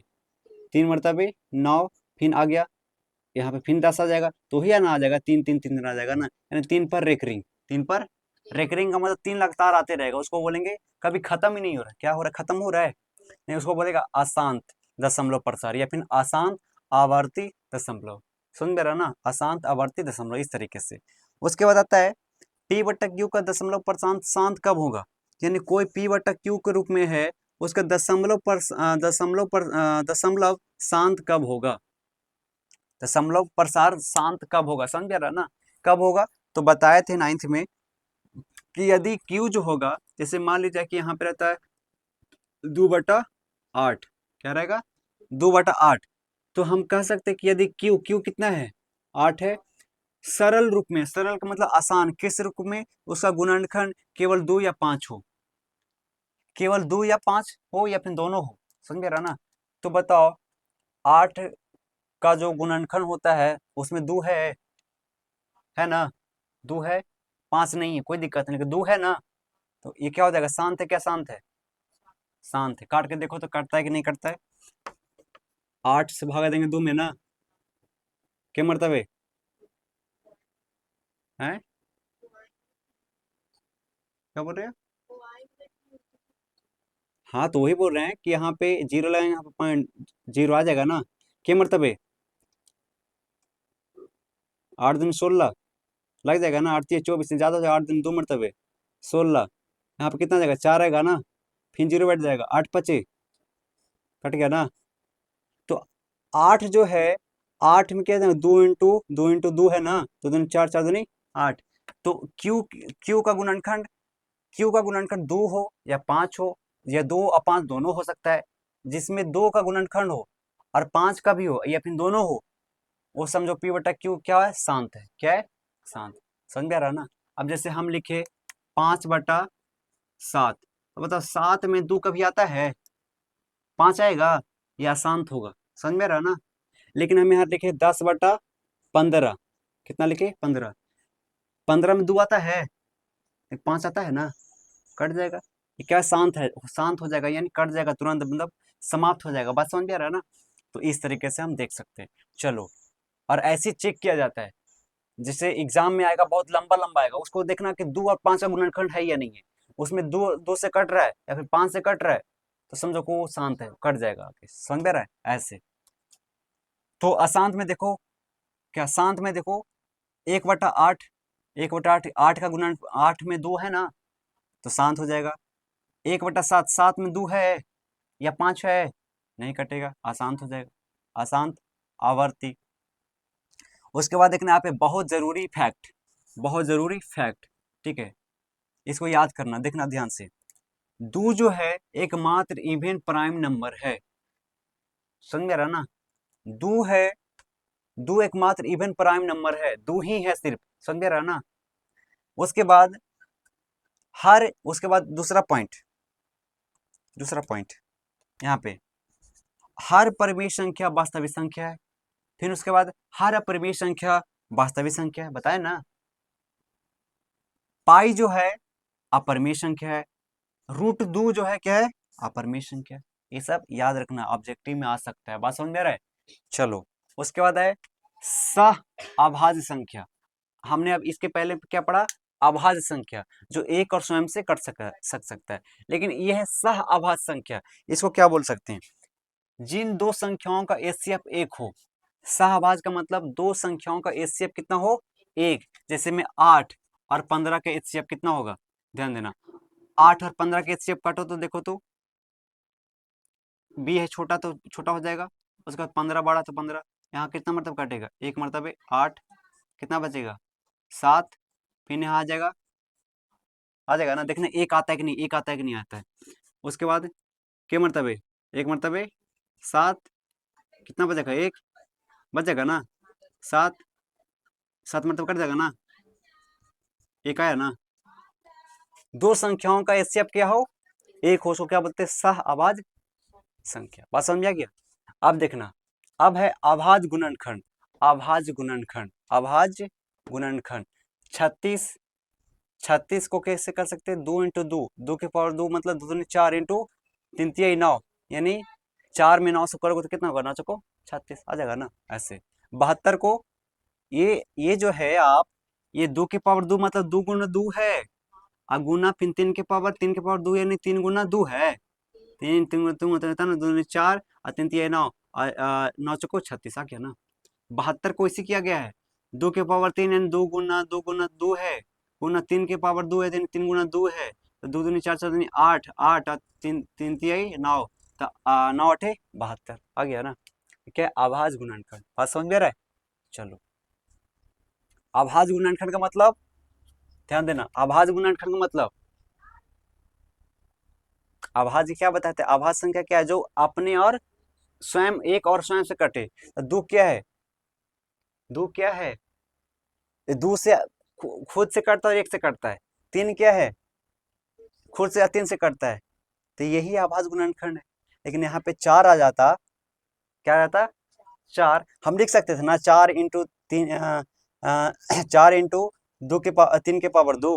लेकिन यहाँ पे 4 आ जाता है, इसका मतलब 4 दो से भी कट रहा है, खुद से कट रहा है, एक से भी कट रहा है। तो 4 को हम 4 ना लिखकर 2 के पावर 2 लिख दिए। समझ में आ रहा है ना? ये क्या है? आवाज। दो यहाँ पे भी 2 और 3 है। समझ में आ रहा है? ऐसे। अब बताओ, 25 जो है, 25 को क्या लिख सकते हैं? 5 का स्क्वायर यानी 5 का स्क्वायर लिख सकते हैं, यानी 5 इंटू 5 लिख सकते हैं ना। तो 25 क्या है? अभाज्य गुणनखंड। 5 क्या है? 5 अपने से कटता है, एक से कटता है ना। लेकिन अगर हम लिखे यहाँ पे ऐसा गुणनखंड में जिसमें आ जाएगा, जिसमें आ जाए 2 आ जाए, 4 भी आ जाए, 6 भी आ जाए, तो क्या हो जाएगा? ये अभाज्य गुणनखंड है? नहीं। जो अपने और खुद से कट सके, अगर ऐसा संख्या आ रहा है तो क्या बोलते हैं? अभाज्य गुणनखंड। बात समझ में आ गया? चलो, उसके बाद, और ये काम कहाँ आता है? ये काम कहाँ आएगा? अभाज्य गुणनखंड काम कहाँ आएगा? यह एचसीएफ और एलसीएम दोनों में काम आता है। एचसीएफ और एलसीएम में दोनों में काम आता है। चलो, उसके बाद है एचसीएफ निकालने के दो तरीके। निकालने के दो तरीके। पहला, यूक्लिड विधि विधि जो अभी देखें। उसके बाद प्राइम फैक्टराइजेशन विधि, जो प्राइम जो आप पहले करते थे, मतलब जो ऐसे, जैसे मान लीजिए 25 है तो ऐसे करते थे, ऐसे करके 5 से निकालते थे, 5 मरतबे फिर 5, ये हुआ। समझ में आ रहा है ना? इस तरीके से। तो पहला है यूक्लिड विधि, उसके बाद प्राइम फैक्टराइजेशन विधि। समझ में आ रहा है ना? समझ में आ रहा है ना? यानी गुणनखंड विधि। समझ में आ रहा है? उसके बाद यह एलसीएम निकालने का विधि, तो प्राइम फैक्टराइजेशन विधि, वही पहले जो पहले वाला विधि। समझ में आ रहा है ना? इस तरीके से। जैसे हम देख सकते हैं, 12 को 2 के पावर 2 इंटू 3 यानी 2 4 4 3 12 हो जाएगा। 18 का 2 इंटू 3 के पावर 2 यानी 2 और 3 3 9 9 2 18 हो जाएगा ना। ऐसे एलसीएम निकाले। एलसीएम 36 को निकालेंगे तो क्या आएगा? 2 के पावर 2, जो अभी अभी निकाले थे ना, कहना 36 था। 2 के पावर 2 इंटू 3 के पावर 2 यानी 2 4 और 3 3 9 9 36 आ गया ना। ऐसे बात समझे? तो इस तरीके से है। समझा क्या? कोई डॉट, कोई दिक्कत नहीं ना? तो ये सब बेसिक था। दो तीन पॉइंट और है, उसको भी देख लेते हैं फटाफट। चलो, इसको मिटाते हैं। उसके बाद अब देखना, तुम किताब निकालो, पलटो, देखो क्वेश्चन बनता है नहीं बनता है। बस क्वेश्चन को ध्यान से पढ़ना, ध्यान पूर्वक, उसके बाद फटाफट बनेगा। ये सब पता कैसे लिखा जाता है? ये सब जैसे बहुत सारे ऐसे टीचर पढ़ाते, मैं भी पढ़ा था। तो कैसे पूरा लाइन बाय लाइन एक्सप्लेन, ऐसे मतलब कहानी के टाइप, जैसे होता है ना क्वेश्चन आंसर, वैसे। लेकिन ये तुमको बहुत आसान तरीके से तोड़ तोड़ के बता दिए।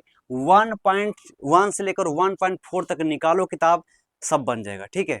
ऐसा नहीं कि हाँ 1.1 का बेसिक पढ़ाओ, फिर 1.2 का बेसिक पढ़ाओ, 1.3 का बेसिक पढ़ाओ, 1.4 का बेसिक पढ़ाओ, ऐसे तो बहुत समय लग जाएगा। तो 1.1 से 1.4 यानी एक चैप्टर, यानी प्राइम नंबर, यानी सॉरी, रियल नंबर यानी वास्तविक संख्या उलटो, बन जाएगा। हाँ, उसमें बहुत सारे ऐसे क्वेश्चन है जो बन जाएगा, लेकिन उसको समझ नहीं पाओगे, तो उसको फिर हम बताएंगे। ठीक है? चलो, उसके बाद 2 3 पॉइंट और है, वो भी जान लो। अपरिमेय संख्या के गुण देख लो। क्या हो जाएगा? अपरिमेय संख्या लिख लिए थे ना?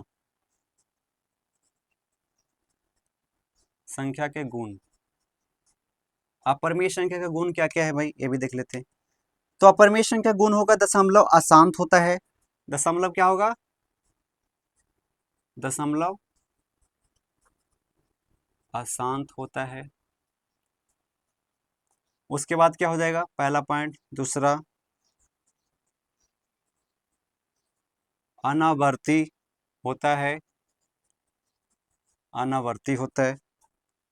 एग्जाम्पल में एग्जाम्पल में हो जाएगा √2, इसका वैल्यू होता है 1.144213, ये एकदम चलते रहेगा, कटेगा कभी नहीं। उसके बाद है परिमेय संख्या के गुण। संख्या के गुण, दशमलव या तो शांत होगा, दशमलव या तो शांत होगा, पहला। दूसरा अशांत,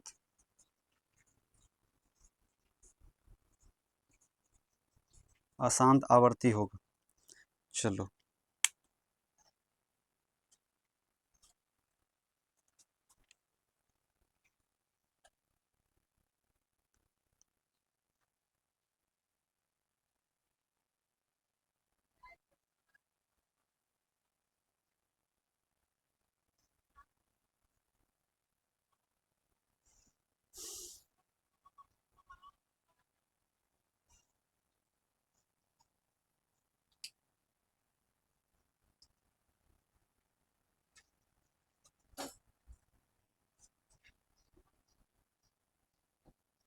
चलो हो गया।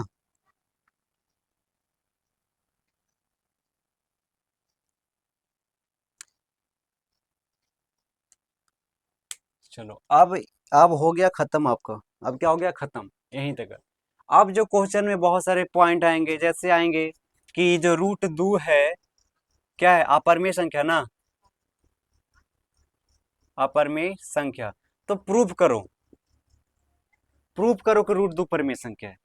समझ में आ रहा? √4 परिमेय संख्या, तो प्रूव करो कि √4 परिमेय संख्या है। समझ रहा ना? ऐसे चीज आएगा, तो इसको बढ़िया से हम प्रूव करेंगे।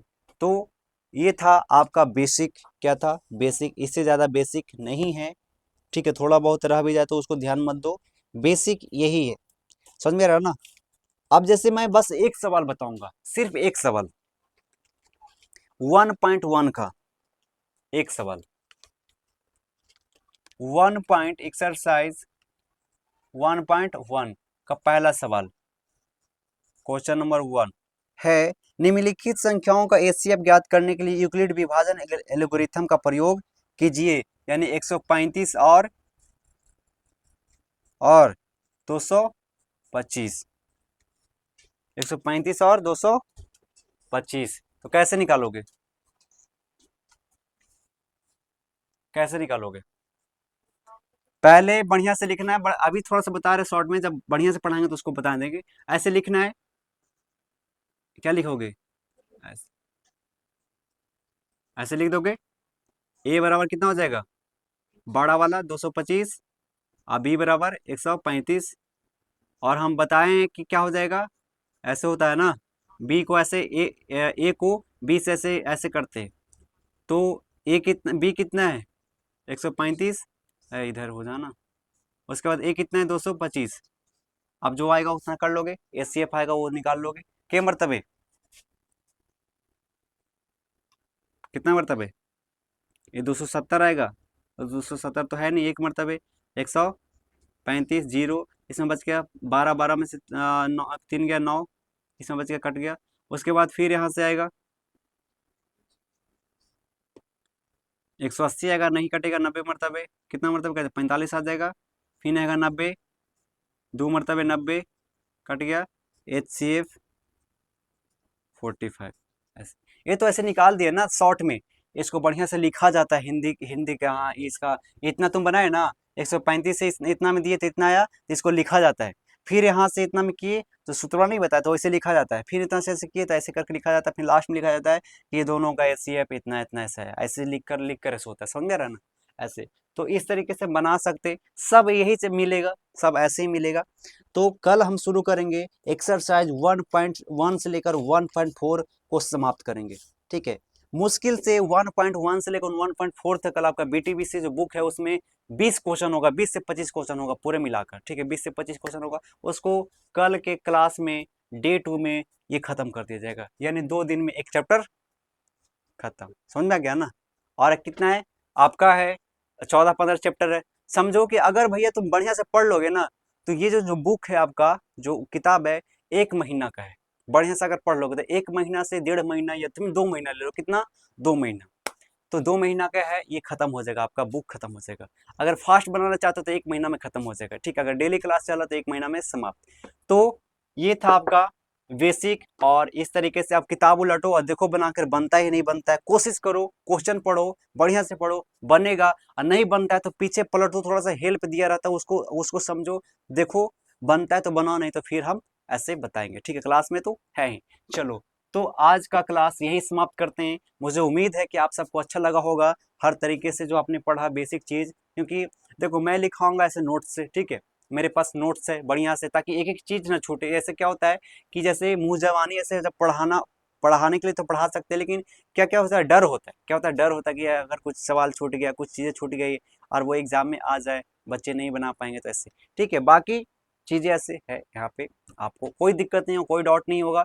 चलो पढ़ते रहो, मिलते हैं फिर नेक्स्ट क्लास में सभी को, है। अच्छा ये वाला इसमें है क्या, इसमें समझने वाली बात क्या है, अपरमेशन का है गुण, तो दशमलव शांत होगा। अपरमेशन में क्या, दशमलव शांत होगा। अनावर्ती होगा, अनावर्ती का मतलब कहीं भी आ जाएगा। जैसे देखो एक 1.4 1, फिर 4 2 आ गया, फिर 1 3 आ गया, फिर अलग अलग हो जाएगा, समझ रहा ना। अनावर्ती मतलब कुछ भी आएगा लेकिन खत्म नहीं हुआ। अशांत का मतलब कभी खत्म हो ही नहीं सकता। ये था। उसके बाद परिमेय संख्या का गुण क्या होगा, दशमलव शांत होगा या फिर अशांत आवर्ती होगा। आवर्ती का मतलब बार बार रिपीट करेगा, बार बार रिपीट, समझ रहे हैं, जिसको रेकरिंग बोलते हैं। ये रेकरिंग करोगे, इसको इसको रेकरिंग बना सकते हो।